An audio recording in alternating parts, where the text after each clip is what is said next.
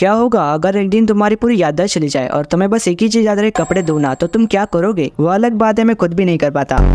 मिली एक किनमें से जो दूसरों के कपड़ों के जिद्दी से जिद्दी दाग तो मिनटों में हटा देती है, पर सबसे बड़ा ट्विस्ट ये है कि उसे अपने पास्ट के बारे में कुछ याद नहीं, क्योंकि उसने अपनी मेमोरीज 2 साल पहले ही खो दी थी। वो कौन है और कहाँ से आई है ये किसी को नहीं पता। इस एनिमे में हम वही जानेंगे कि वो आखिर में है कौन और उसका पास्ट क्या था। और वीडियो को पूरा देखना क्योंकि इसमें रिलैक्सिंग सीन्स भी है जो तुम्हारे दिमाग को पूरा शांत कर देंगे। बाय द वे, मेरा ऑलरेडी हो चुका है, तो अब बिना किसी देरी के इस वीडियो को शुरू करते हैं।